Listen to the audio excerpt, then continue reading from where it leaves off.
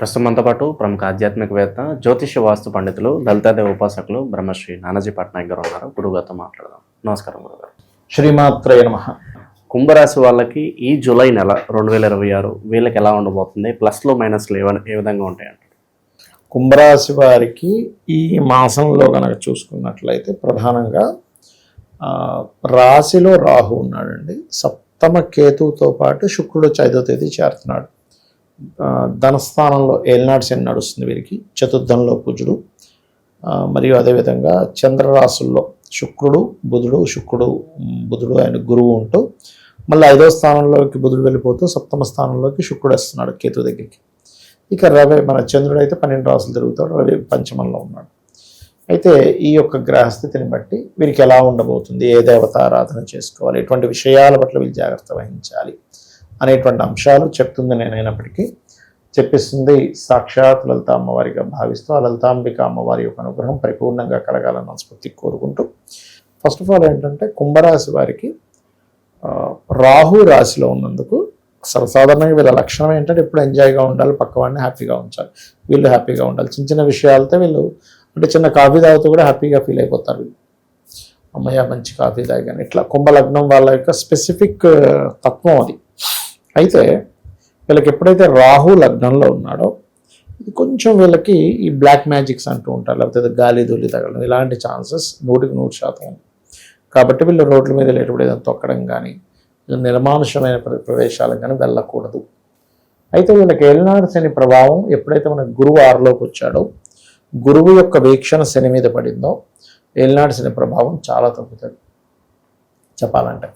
Okay, అయితే 4లో కుజుడు ఉన్నందుకు పర్టికులర్గా కొంచెం వీళ్ళు అంటే వీళ్ళ తల్లిగారితో కానీ లేదా అత్తగారితో కానీ కొంచెం వివాదాస్పదమైనటువంటి ఇవి ఉంటాయి, కొంచెం గొడవలు అవ్వడం ఇటువంటివన్నీ కూడా.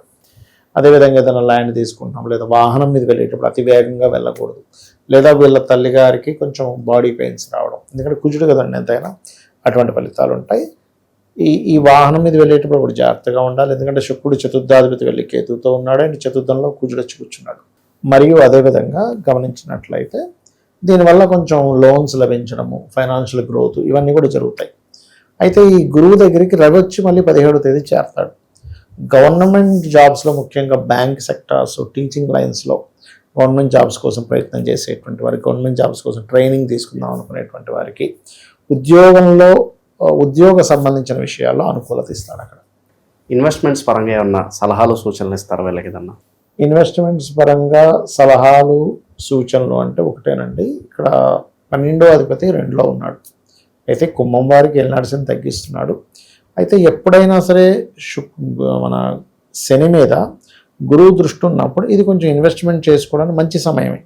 కాకపోతే లాంగ్ టర్మ్ ఇన్వెస్ట్మెంట్ కనుక చేస్తే ఏలినాటి శని నడుస్తుంది కాబట్టి ఖచ్చితంగా బాగుంటుంది. అలాగే వీళ్ళు వీలైనంత మట్టుకు అసలు యాక్చువల్గా అయితే నవంబర్ 25 వరకు అసలు వివాహ సంబంధించినటువంటి ప్రయత్నాలు చేయొద్దనే చెప్తాను నేను.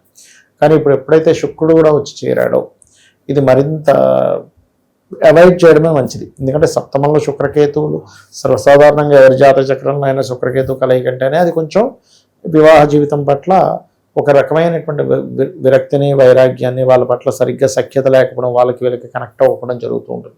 అలాంటప్పుడు గోచారంలో మనకి శుక్రకేతువులు కలిస్తే ఏమైపోద్దంటే అది మరలా వీళ్ళ మీద కొంచెం స్ట్రెస్ అనేటువంటిది పెంచుతూ ఉంటుంది.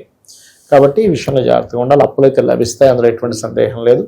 కొద్దిగా వీళ్ళకి కూడా ఏంటంటే వీళ్ళకి కానీ వీళ్ళ జీవిత భాగస్వామికి కానీ కొంచెం కెరీర్ విషయంలో మార్పులు, కెరీర్ విషయంలో స్ట్రెస్ ఎక్కువగా ఉంటూ ఉంటుంది. దానికి వీళ్ళు చేయవలసింది ఏమిటి అంటే సుబ్రహ్మణ్యేశ్వర స్వామి ఆలయము, గణపతి ఆలయాలకు వెళ్తూ కుజ శుక్ర కేతు ఈ 3 గ్రహాల దగ్గర దీపారాధన చేస్తూ వీరైతే అదే ఆలయంలో కూర్చొని ఓం మాణిక్య మకుటాకార జానద్వై విరాజితాయ నమః చేసుకోవచ్చు. మరియు గోశాలకు వెళ్ళి గోవులకి క్యారెట్స్, తీపి చపాతీలు మరియు గ్రాసము ఈ 3 తినిపించినట్లయితే కూడా వీళ్ళకి ఇబ్బంది అనేటువంటి చాలా అంటే చాలా మొత్తం తగ్గుతుంది.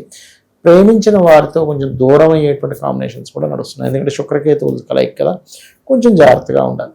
లేదా కొన్నిసార్లు వీళ్ళకి దోషం ఎలా పోతుందంటే వివాహం అవుతుంది కానీ భార్య ఏదైనా పుట్టింటికి వెళ్ళిపోయింది అనుకోండి, అప్పుడు ఆ రకంగా ఆ దోషం అనేది నిలిక అవుతుంది. ఎప్పుడు కూడా ఎలా ఉంటుందంటే ఇద్దరు వ్యక్తుల మధ్యన గొడవ రావాలి, కానీ గొడవ వచ్చే ఛాన్సెస్ లేకుండా దూరంగా వెళ్ళారనుకోండి, అప్పుడు గొడవ అనేది రాదు.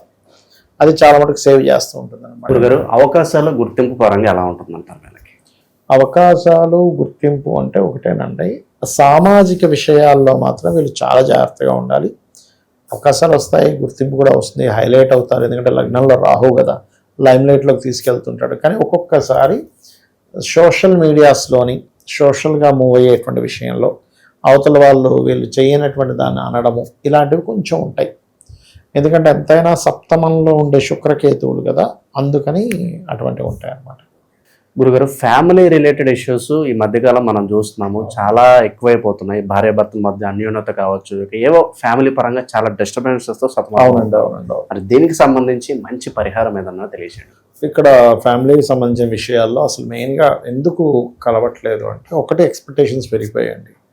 ఎవరికి కూడా సాటిస్ఫాక్షన్ లేదు లైఫ్ మీద. పొద్దున్న లేస్తే ఉరుకులు పరుగులు నైట్ వరకు. సండే వచ్చిందంటే ఇంకా ఒక్కరోజు ఏదో కొంచెం అలా అలా మళ్ళీ ఫ్రెండ్స్లో వెళ్ళి సాటిస్ఫాక్షన్ లేని జీవితాలు అయిపోయాయి. మెయిన్గా కాస్ట్ ఆఫ్ లివింగ్ పెరిగిపోయింది. ఇవన్నీ ఎక్స్పెక్టేషన్ ఏమో పెరిగిపోయింది, కాస్ట్ ఆఫ్ లివింగ్ పెరిగిపోయింది. అందుకని దాంట్లో ఇమ్మడలేకపోతున్నాడు మనిషి. అదొక ఎత్తు అయితే, వాళ్ళ పర్సనల్ చార్ట్స్లో సప్తమ స్థానం 12వ స్థానం పాడైతే కూడా ఫ్యామిలీలో గొడవలు వస్తూ ఉంటాయి. దీనికి ఏమిటి అంటే, ఒకటి వీళ్ళకి 7వ భావము 12వ భావంలో ఏ గ్రహాలు ఉన్నాయి, ఆ గ్రహాల యొక్క మహాదశలు అంతర్దశలు పాపగ్రహాలతో ఉంటే వాడికి దానాలు ఇవ్వాలి ఒకటి.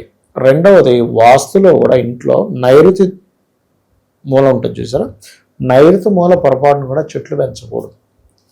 అది భూమిని చీల్చుతూ ఉంటుంది చెట్లు, మొక్కలు పెట్టడం పెంచు, అది కూడా చాలా మటుకు ప్రమాదం. ఆగ్నేయంలో ఉండదు చెట్లు, అసలు చేయకూడదు. నైరుతి మూల పొరపాటును కూడా అద్దం పెట్టకూడదు.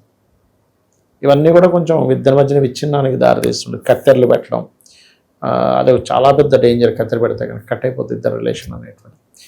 అలా ఈ జాగ్రత్తలు తీసుకుంటూ నైరుతి మూల క్రీమ్ కలర్ ఉండేలా చూసుకుని, మాస్టర్ బెడ్రూమ్లో వీలైనంత చీకటిగా ఉండేలా చూసుకొని, లలితా సహస్రనామాలలో ఓం శివకామేశ్వరాంకస్త శివా స్వాధీన వల్లభాయ నమః అనే మంత్రం చేసుకోవాలి. ఖచ్చితంగా వీరికి బాగుంటుంది. అయితే ఈ నామాన్ని రోజుకి 48 నిమిషాలు చేయాలి. చేస్తే కనుక ఖచ్చితంగా బాగుంటుంది. అదేవిధంగా మరొక విషయం ఏంటంటే, ఇక్కడ కొన్ని సందర్భాల్లో ఇద్దరికి వివాహం చేసేటప్పుడు కూడా ఈ 12వ భావం ఎలా ఉందో చూడాలి. ఇద్దరికి 12వ భావం పాడై 2 వివాహాలకు సంబంధించిన యోగాలు ఉంటే ఇద్దరికి చేయడం వల్ల తొందరగా విడిపోతారు. అలా కాకుండా ఒకరికి బాగుంది ఒకరికి బాగాలేదు, అప్పుడు ఏమవుతుందంటే ఏదో చిన్న గొడవలు వస్తుంటే పోతుంది. ఇలాంటప్పుడు ఒక్కొక్కసారి సందర్భంలో అమ్మాయి ఏదైనా పుట్టింటికి వెళ్ళింది, లేకపోతే ఈ అబ్బాయికి ఏదైనా ఉద్యోగరీత్యా వేరే ప్రాంతానికి వెళ్ళి, అప్పుడు ఆ దోషం నల్లిఫై అయిపోతుంది. అంటే ఇప్పుడు హైదరాబాద్లో జాబ్ వెతుకున్నాడు, బెంగళూరులో వెతుక్కున్నాడు, దొరికింది, అప్పుడు ఆ దోషం పోతుంది. కొన్నిసార్లు వాంటెడ్లీ జాబ్ పరంగా ఏదైనా దూరంగా వెళ్ళడం వల్ల కూడా వీళ్ళ జాతకాల్లో ఉండేటువంటి దోషం పూర్తిగా పోతుంది. ఓకే, ఇక ఎలాంటి పరిహారాలు చేసుకోవాలి గురుగారు? వీరు ఎలాంటి పరిహారాలు చేసుకోవాలి ఏంటి అంటే, వీళ్ళు ఎక్కువగా సూర్య నమస్కారాలు చేసుకోవడము, విష్ణు సహస్రనామాల యొక్క శ్రవణం చేసుకోవడము, నిద్ర లేచిన వెంటనే ఉదయాన్నే కాస్త దుర్గానామంతో నిద్ర లేవడం అనేటువంటిది మంచి ఫలితాలు ఇస్తుంది. మంచి విశ్లేషణ అందించారు, ధన్యవాదాలు. శ్రీమాత్రే నమః.